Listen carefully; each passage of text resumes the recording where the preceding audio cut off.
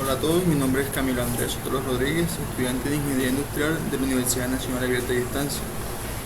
Comparto mi documento de identidad. Hoy hablaremos sobre los conceptos básicos de la física electrónica.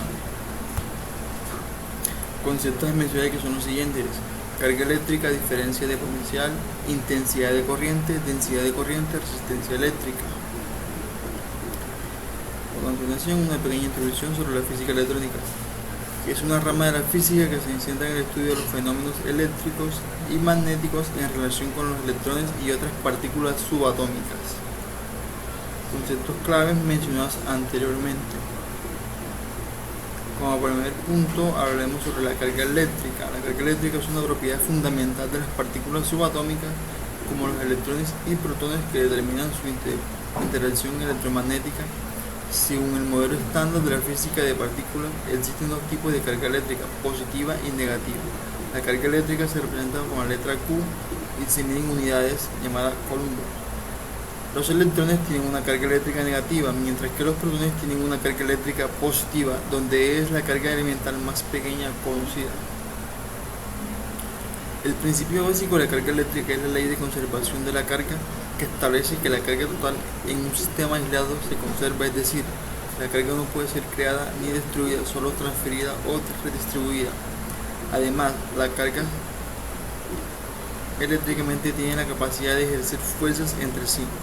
Estas fuerzas se rigen por la ley de Coulomb, que establece que la fuerza entre dos cargas es diferentemente proporcional a la del producto de las cargas e inversamente proporcional al cuadrado de la distancia entre ellas.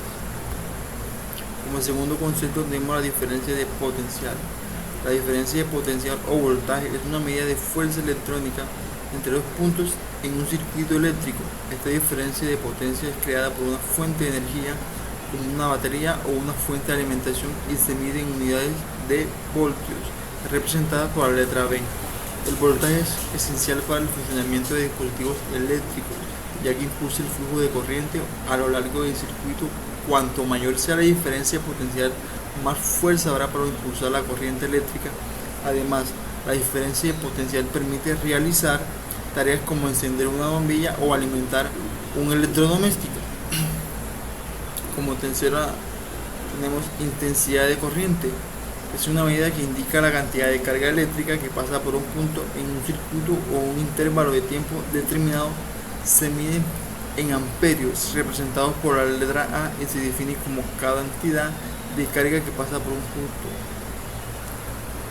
Intensidad de corriente se define como la carga o el número de electrones que atraviesa la sección de un conductor cada segundo. Un coulomb que representa 6,25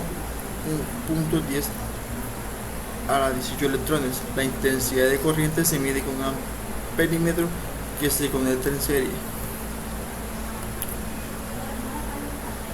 Como cuarta referencia tenemos intensidad de corriente. Es una medida que indica la cantidad de carga eléctrica que pasa por un punto entre un circuito en un intervalo de tiempo determinado. Se mide en amperios y se define como la cantidad de carga que pasa por un punto por un segundo. Una pequeña gráfica donde representa todo lo antes mencionado. Densidad de corriente. La densidad de corriente es una medida que indica la cantidad de corriente eléctrica que fluye a través de una unidad de área en un circuito. Se representa mediante la letra J y se mide en amperios por metro cuadrado. La densidad de corriente se relaciona con la intensidad de corriente y el área a través de la siguiente fórmula: J igual IA entre A, donde J es la densidad de corriente en amperios por metro cuadrado, I es la intensidad de corriente en amperios, A es el área a través de la cual fluye la corriente en cuadrados.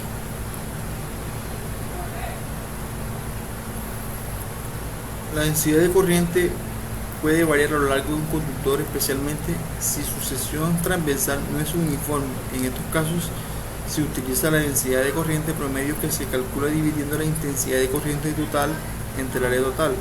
Esta medida es útil para determinar la distribución de corriente en un material conductor, lo que puede ser importante en la aplicación como la electromagnética de potencia y la electroquímica.